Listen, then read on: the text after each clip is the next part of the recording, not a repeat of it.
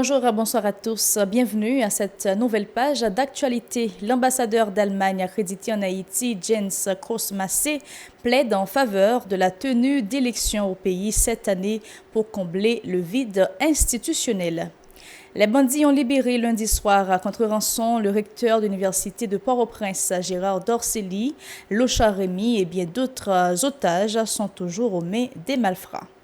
La police nationale a confirmé sur sa page Facebook que 3 individus ont été mortellement blessés dans des échanges de tirs avec les agents de l'ordre le 21 février à Turgeau, non loin de l'église Sacré-Cœur.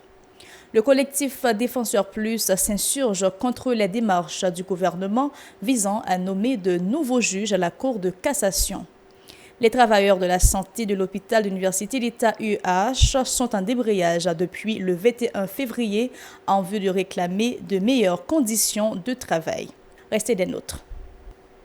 Si vous jugez que cette vidéo est intéressante, n'hésitez pas à liker et partager la vidéo. Et surtout, n'oubliez pas de vous abonner à cette chaîne et activer la cloche de notification pour ne pas louper aucune de nos vidéos. Merci de rester fidèle au journal Info Pacifique. Voici le développement des titres annoncés. L'ambassadeur d'Allemagne accrédité en Haïti, Jens Kroos-Massé, plaide en faveur de la tenue d'élections au pays cette année pour combler le vide institutionnel. Le diplomate qui a visité mardi les locaux du journal Le National et de la radio-télé Pacifique dit craindre que le retard accusé dans le processus électoral ne fasse perdurer la crise. Il préconise une entente entre tous les acteurs concernés en vue de trouver la meilleure formule pour rendre possible l'organisation des prochains scrutins. Les propos de Jens Kroos-Massé ont été recueillis par Murdie Joseph et Mackerson Mexil. Écoutons. Ce que nous avons besoin actuellement, c'est d'avoir des élections, des institutions issues des urnes les plus rapidement possible. Pour ça, il faut que toutes les parties prenantes de la politique haïtienne se mettent ensemble pour définir comment on peut arriver le plus rapidement possible, c'est-à-dire préférablement avant la fin de l'année, à des élections pour qu'on renoue les institutions. Il est incapable qu'on peut avoir des élections. Donc, il est aussi clair qu'actuellement, avec la situation sécuritaire, il sera très très difficile de faire campagne et c'est très très difficile pour les électeurs d'aller aux urnes.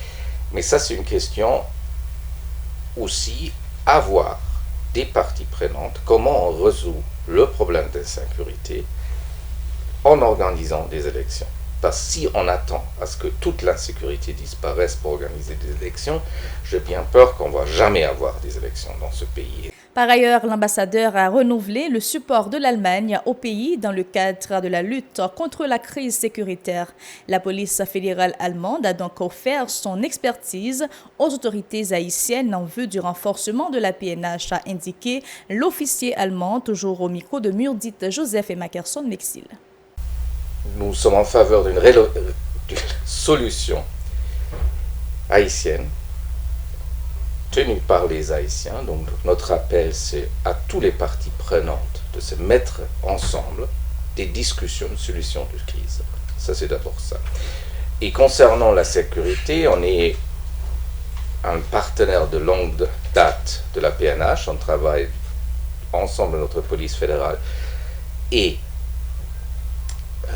la CSPJ, et donc on continue ce soutien et on a fait une offre à la PNH afin qu'on puisse soutenir les structures policières là où il y a un besoin. Donc notamment un conseil par nos policiers, mais aussi on réfléchit sur les moyens qu'on peut renforcer. Le recteur de l'université de Port-au-Prince, Gérard Dorcelli, a finalement été remis en liberté de la soirée du lundi 21 février 2022 après plus de 15 jours de séquestration.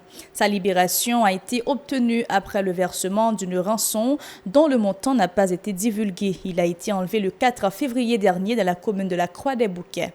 Entre-temps, l'homme d'église, Locha Rémy, est toujours aux mains de ses ravisseurs. Depuis son enlèvement, le 4 février, plusieurs voix ne cessent d'exiger sa libération. Il faut indiquer que le pasteur Richard Veillard de l'église de Dieu Sainte-Cité et son fils ont été enlevés le 20 février sur la route de Frères lorsqu'ils revenaient d'un concert évangélique à Pétionville. National a confirmé sur sa page Facebook que 3 individus ont été mortellement blessés dans des échanges de tirs avec les agents de l'ordre le 21 février à Turgeau, non loin de l'église à Sacré-Cœur. Selon la PNH, il s'agissait de 3 membres du gang basé de Village de Dieu qui se sont affrontés à une patrouille de la brigade de recherche et d'intervention BRI, une unité spécialisée de l'institution policière. Parmi les individus stoppés figure le nommé Francis Sainton alias Tico, qui était activement recherché par la DCPJ pour son implication présumée dans plusieurs cas d'enlèvement suivis de séquestration, a fait savoir la PNH. Les autorités policières ont souligné que Francis Sainton était un habitué des réseaux sociaux, affirmant qu'il se faisait filmer avec des armes automatiques pour tenter de démontrer sa force de frappe. Une armée a été récupérée et une motocyclette a été confisquée par les policiers, ont indiqué les responsables de la PNH, ajoutant que cette opération entrait dans le cadre de la lutte contre le kidnapping. Les membres du personnel de soutien de l'hôpital de l'Université d'État, communément appelé l'hôpital général, observent un débrayage depuis le 21 février en vue de réclamer de meilleures conditions de travail. Ces employés sont sujets à toutes sortes de mauvais traitements lorsqu'ils sont au service des patients venus de toutes les régions du pays, ont-ils dénoncé lors d'une rencontre avec la presse mardi. La présidente du syndicat des travailleurs de la santé de l'HEH, Evelyne Frémont, en a profité pour critiquer la qualité des soins fournis aux patients qui fréquentent le plus grand centre hospitalier public du pays. Ces derniers n'ont pas l'accès à l'eau, à l'électricité, a particulièrement condamné la syndicaliste qui ajoute que l'HEH ne dispose pas d'un budget et le ministère de l'Économie et des Finances n'a pas débloqué de fonds pour l'administration depuis plusieurs mois, a-t-elle indiqué. Evelyne Frémont au micro d'Aubert de Charles et Maud Leschamps. Écoutons. Encore une fois, si on monde sorti dehors, vient l'hôpital général, on met tout là pour pas venir. Parce que l'État pas bail l'hôpital là moyen pour fonctionner. Mes amis, si nous parlons dans urgence, pour nous état urgence, dans tout service d'hôpital pour nous état, enfin, d'un côté, c'est même pour nous mettre dans nous ou bien cacher pour ne pas prendre sang. Il y a des malades, c'est dans sachet noir qui a fait besoin. Pas de toilette, pas de rien. Même courant, pas de ici. Depuis 9h du matin, ils prennent courant jusqu'à 9h demain matin encore. Mes amis, l'État central, là, il y a des bois ballants. Si recette dans l'hôpital général, c'est même petit bail ça qui achète encore, qui n'est pas capable de répondre à besoin de l'hôpital là. Depuis juillet, le président Jovenel Moïse finance pas jamais débloqué un goud pour l'hôpital général. L'hôpital général, c'est comme ça le aller. Puis quand on a incriminé l'hôpital là, l'Elvin là, il dit pas je ne soin de santé, il pas une ceci là, c'est pas faute aucun monde. Et pas faute ni responsable. D'ailleurs, pas dans un mitain avec chef. C'est pas faute parce qu'il fouillé. C'est pas faute médecin, c'est pas faute infirmière, pas faute personnel. L'État central là nous pourquoi nous c'est tirer cette encore, il a ramassé pour répondre à besoins de la population. Vin joindre des services que c'est vrai qu'a fait examen mais majorité examen à faire c'est pas qui exonéré lui.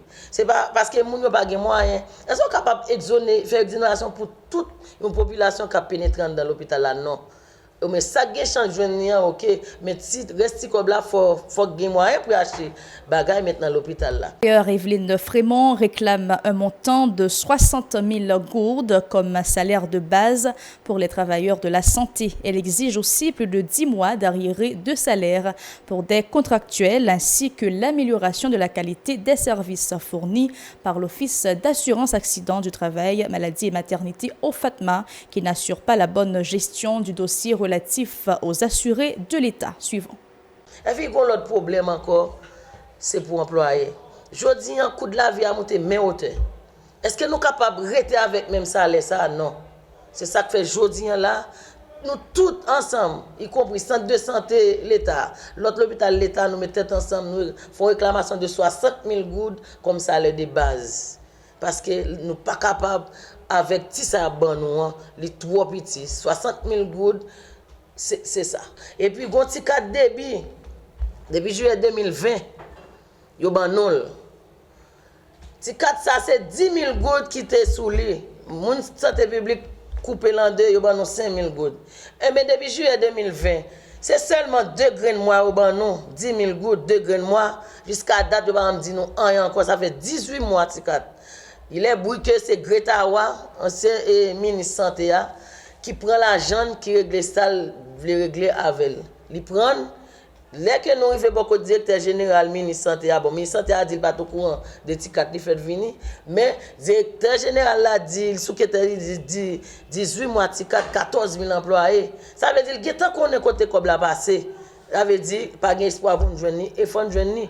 L'argent ça pas sorti dans le trésor public, c'est ONG qui bail il faut nous joindre. Lundi directeur général et tout l'autre côté au jeune ticket là. Nous même quand on fait pas il dit non toute institution pas même. Ça veut dire qu'il y a de l'état en dans pays ça. L'autre institution sont l'état, nous même santé publique sont l'état. Égal des autres ça mes amis, pas qu'à comprendre jusqu'il est là fini en dans pays ça. Gon bagay tout carte assurance là. On carte assurance et au Fatma depuis sous président Matelim quoi il changé, il était sous GSP, il vient virer sur Fatma. Mes amis, quel que soit l'hôpital nous pas ça avec, mais l'hôpital ça en grève là, il dit on emploie était qu'à l'autre côté c'est un problème, il pas besoin de dire non, il pas valable, il pas bon. Égal faut que ministre repense pour nous avec 4 assurances ça, il pas bon, il pas normal. L'association des victimes du choléra continue de réclamer justice et réparation pour les concernés. Elle appelle les organes de l'ONU à plancher sur le dossier indiquant que les personnes affectées par l'épidémie sont en attente d'être secourues. Elle souligne que l'épidémie avait causé près de 10 000 décès en Haïti. Le coordinateur de cette structure, Benjamin Vilner, a fait état de négligence de la part des responsables onusiens dans le traitement du dossier des victimes du choléra. Les Nations Unies ont admis que le choléra a été introduit sur le sol national par les soldats népalais. Écoutons les déclarations de Benjamin Vilner au micro d'Aubert de Charles et Maud Legend. Dans le mois d'octobre 2010, un groupe soldats Nations Unies rentré dans le pays avec maladie choléra. L'épidémie a infecté 820 000 frères naxen, parmi eux 10 000 morts. Après une pile bataille, dans le mois d'août 2016, les Nations Unies réussit à admettre les responsabilités dans les dégâts maladie choléra fait dans le pays. Monsieur Ban Ki-moon, qui était secrétaire général de l'ONU époque ça, présenté excuse li by peuple haïtien officiellement en décembre 2016. Et puis annoncé un plan pour accompagner les victimes. Dans un livre publié dans la date 15 juin 2021, M. Ban Ki-moon change de langage. Il fait qu'on est bataille n'a mené depuis plus passé 11 années pour nous joindre justice et réparation, c'est vieille manœuvre qui visait faire l'argent sous Doloni. Dans le mois d'octobre 2021, ensemble avec partenaires nous, Avocats sans frontières Canada et puis collectif avocats spécialisés dans litige stratégique CALDH, nous avons écrit secrétaire général de l'ONU, M. Antonio Guterres, pour nous demander de prendre distance avec la déclaration Ban Ki-moon. Malheureusement, il n'a pas répondu. Ici prend fin le journal. Toujours un plaisir de vous informer sur la télévision Pacifique. Bonsoir.